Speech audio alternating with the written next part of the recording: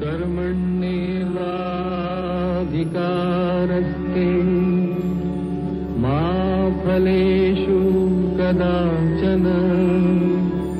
A fighter says it all. कुछ पूरे कुछ अधूरे ख्वाब जिंदगी के। ब्रेक के बाद एक बार फिर से आपका स्वागत है। आज हम बात कर रहे हैं ज्योति जी से, जिनकी जिंदगी को देखकर शायद हम और आप समझे कि कुछ कमी है इनकी जिंदगी में, लेकिन ये ऐसा नहीं मानती। न ही इन्होंने अपनी जिंदगी में ऐसा होने दिया है या अपनी किसी कमी को हावी होने दिया है। इन्होंने अपनी जिंदगी को पूरी जिंदा दिली से जिया है। ज्योति जी, कुछ बच्चे हैं जो आपके साथ खूब मस्ती करते होंगे, वो आपके बारे में कुछ कहना चाहते हैं, आइए देख लेते हैं।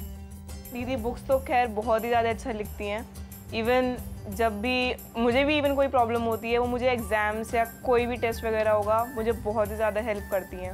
वो घर में बहुत ज़्यादा काम करती हैं, मतलब आंटी की हेल्प करती हैं, और मैगी वो बहुत ज़्यादा टेस्टी बनाती हैं, और even interior decoration exterior decoration बहुत अच्छा करती हैं। होली में जैसे हम लोग अपना घर डेकोरेट करते हैं, वो पेस्टल कलर बहुत, मतलब उनसे फर्श वगैरह डेकोरेट करना, इवन रंगोली वगैरह बनाना बहुत सुंदर बनाती है। उनकी आर्ट नॉवल से हट के उनकी आर्ट बहुत अच्छी है। मैं बस यही बोलना चाहती हूँ कि दीदी आप जैसे अभी हो, आप हमेशा ही वैसे रहना और कभी भी हार मत मानना, और हम सब लोग आपके साथ और हमेशा आपके साथ ही रहेंगे। ज्योति दीदी मेरी बहुत अच्छी फ्रेंड है, और वो मुझे पढ़ाती भी हैं और मेरे साथ खेलती भी हैं, और उनकी सबसे अच्छी बात मुझे ये लगती है कि वो मुझसे बहुत प्यार करती हैं। मुझे तो ऐसा लगता है अगर ये प्रॉब्लम मुझे होती तो मैं तो इसको हैंडल नहीं कर पाती, लेकिन दीदी ने जिस तरह से हैंडल करी है बहुत अच्छी बात है। और आंटी भी उनकी बहुत हेल्प करती हैं, और दीदी कभी हिम्मत नहीं हारती, रात को 2-2 बजे तक उठ के भी नॉवेल्स लिखती हैं, बुक्स लिखती हैं। गर्व भी महसूस होता है कि भगवान ने एक कमी दी है तो इसमें कोई कला तो दी है, इसमें कम से कम उसी के सहारे ये जी रही है, ज़िंदगी काट रही है। अंदर से दुख जरूर लगता है कि हमारे बच्चे को ये प्रॉब्लम है, क्योंकि जब हम इसको ब्लड चढ़वाते हैं और जब ये सुई लगवाती है तो माँ का दिल तो रोता है अंदर से। आपकी इस तकलीफ और आपके इस गर्व के क्षण में एक शख्स जो हमेशा आपके साथ होते हैं, आपके पिता, आइए बुला लेते हैं उनको, ओपी अरोड़ा जी को। नमस्कार। नमस्कार। बहुत बहुत स्वागत है ओपी अरोड़ा जी हमारे इस कार्यक्रम में। हमारे सामने हैं ज्योति जी, और वो एक फाइटर की तरह हमारे सामने हैं। अरोड़ा जी, एक बेटी तो हमेशा ही लाडली रहती है एक पिता के लिए, लेकिन जब ज्योति की जिंदगी को आप देखते हैं तो कैसा महसूस करते हैं? कि शुरू से जब बचपन में थी तो लाइफ के साथ फाइट थी, और अब जैसे जैसे बड़ी होती गई तो अब ज़िंदगी के साथ में अपने कैरियर के लिए फाइट जारी है। 84 में आलम ये था कि हर हफ्ते 3 दिन में ब्लड कैंसर चढ़वाना पड़ता। हालत ये हो गई कि हम लोग इस स्थिति में हो गए कि क्या करें, कुछ कर नहीं सकते थे। All India medical institute, PGI, जितनी इंस्टीट्यूट थी सबके पास हम लोग जा चुके थे। सब लोग कहते उस समय इसका स्प्लीन बहुत ज़्यादा बढ़ चुका था, करीब कहते 1.5 पेट ऐसा जैसा लगता है कि जैसे एक प्रेग्नेंट लेडी हो, जबकि वो बच्ची थी उस समय 7 साल की।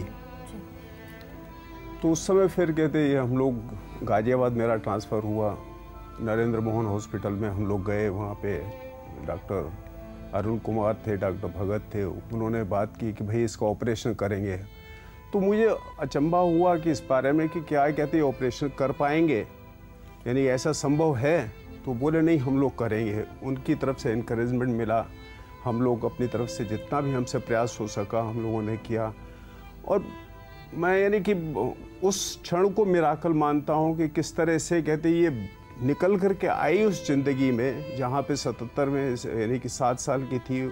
हम लोग करीब 25 दिन कहते हॉस्पिटल में रहे, और इसका ऑपरेशन हुआ, मेजर ऑपरेशन, जिसमें पूरा इसका स्प्लीन रिमूव हुआ, पूरा पेट कटा हुआ है। ये उससे पहले की बात है जब आप लोगों को बताया गया था कि शायद ज्योति अब बहुत दिनों तक नहीं बच पाएगी? यानी कि यही चर्चा कहते उसमें थी। यानी कि दुविधाएं तो बहुत सारी झेली हम लोगों ने, ऐसा नहीं कि दुविधा में नहीं रहे। आप जो बोल रहे हैं कि एक टाइम था जब शुरू में मैं बात करूं कि जब हमको पता लगा फर्स्ट टाइम कि डायग्नोस हुई थैलेसीमिया है, ऐसे बच्चे कहते ज़्यादा दिन तो मैं अपने आप को ये कहूँ कि नहीं, मेरे दिमाग में ये फोबिया नहीं था कि लड़की है, गर्ल चाइल्ड और मेल चाइल्ड का फोबिया नहीं था, ऐसा नहीं था। लगा ठीक है भाई, कहते बच्चे होते हैं चले जाते हैं, चलो ये भी चली जाएगी। एक दफ़ा ये भी आया कि हम लोग इसे ब्लड नहीं चढ़वाते।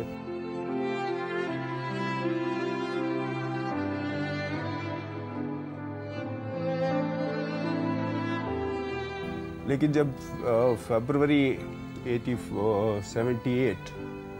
77 में बोर्न हुई है, मई 77, फरवरी 78 में मैं उस समय मथुरा रिफाइनरी में काम करता था। ये कहते अगर टाउनशिप में रह रही थी तो बच्ची चूँकि कहते जब ब्लड नहीं है तो अब नेचुरली कहते वो चिल्लाएगी, क्राई करेगी, आपको कहते उसको किसी न किसी तरह झेलना है। तो ये लेकर के गोद में लेकर घूम रही थी। इनका भी कहते पहले यही था कि भाई ऐसे बच्चे को कहते कहाँ कहते लेकर कितना लेकर चले, कहाँ से ब्लड आएगा, क्योंकि ये तो आज कहते हम लोग ऑल इंडिया मेडिकल इंस्टीट्यूट से हमको ब्लड मिल जा रहा है, हम लोग कहते बहुत कहते अपने आप को भाग्यशाली मानते हैं। वरना उस समय तो ब्लड को अरेंज करना और ये सब चीज़ें कहते हम लोग रिमोट कहते मथुरा में बैठे हुए हैं, वहाँ पे ना कोई फैसिलिटी है, ना कोई हॉस्पिटल है, ना कुछ है। आप सब उस परेशानी को झेल रहे हैं। लेकिन ये चलिए उस समय फिर जब ये फरवरी में कहते, फरवरी 78 की बात बतला रहा हूँ मैं आपको, तो उस समय जिस समय कहते ये लेकर नीचे झूल रही थी तो देखा एकदम फ्लैट हो गई, आंखें पलट गई। फिर उस समय कहते वो डॉक्टर कहते हमारे थे, मेथोडिस्ट हॉस्पिटल वहाँ पे था, उसने कहते बात हुई उनसे, तो वो उसने चूँकि हम लोग 1-2 दफ़ा वहाँ से ट्रीटमेंट ले चुके थे, तो उसने वहाँ से फ़ोन किया, स्कूटर पे बैठ करके 11 किलोमीटर दूर कहते ये मिसेस कहते लेकर के गई उन्हें। उस समय मेरी ये हालत थी कि मेरे पैर में चप्पल नहीं थी, मेरे गले में चुन्नी नहीं थी, मेरे को बिल्कुल होश नहीं रहा। मैंने डॉक्टर के जाके गिर गई। आपको लगा हो कि हमने डॉक्टर ये बोला कि डॉक्टर प्लीज इसको बचा लो। तो मतलब मैं इस स्थिति में इसको गोदी में लेके हॉस्पिटल भागी। वो that was the first day and the last day when we कहते स्टॉप कहते थे वो नजारा दोबारा देखने के नेगेटिव सोचना हमने बंद कर दिया। तब से हम लोगों ने तय किया कि हमसे जो भी बन पड़ेगा, जैसा भी बन पड़ेगा। उस समय सबसे ज्यादा उससे अटैचमेंट महसूस किया होगा। ज्योति की जिंदगी की क्या अहमियत है उस समय आपने महसूस की होगी। यानी कि हम बयां नहीं कर सकते उस बात को। कहते किस तरह से कहते हम लोगों ने उस पल को झेला है और उसके बाद से हमने कहते अपनी ज़िंदगी में लक्ष्य बना लिया कि भाई अगर हम लोग कहते जो भी हमसे बन पड़ेगा अपने बलबूते से, अपने से बियॉन्ड जा कर के भी हम लोग करेंगे। ज्योति, चलते चलते आप लोगों को क्या मैसेज देना चाहेंगी? बस यही कहना चाहूँगी कि कोशिश करनी नहीं छोड़नी चाहिए। चाहे कोई भगवान ने जो भी आपको दुख तकलीफ दी है उसको ऊपर ध्यान लगाने की बजाय आप इस बात पे ध्यान लगाइए कि आप क्या कर सकते हैं। आप बहुत कुछ हो सकता है, आप बहुत सारी चीज़ें ना कर पाए, मगर कुछ ना कुछ ऐसा ज़रूर होगा जो आप दूसरों से बेहतर कर सकें। तो उस बात पे ध्यान लगाइए ताकि मतलब जो दुख तकलीफ है उससे ध्यान हटे और आप कुछ कामयाबी की तरफ तो जिंदगी में एक अच्छा ख्वाब जरूर देखिए, एक अच्छा ध्येय बनाएं और उससे एक ना एक सपना होना तो बहुत ज़रूरी है। बिल्कुल ज्योति, बहुत बहुत शुक्रिया अपनी कहानी हमारे साथ शेयर करने के लिए, और आप लोगों का भी बहुत बहुत शुक्रिया स्टूडियो में आने के लिए। कुछ पूरे कुछ अधूरे ख्वाब जिंदगी के, a fighter says it all, और ज्योति ने ये कर दिखाया है। अगले एपिसोड में हम फिर आएंगे एक और फाइटर की दास्तान के साथ। तब तक के लिए दीजिए इजाजत, नमस्कार।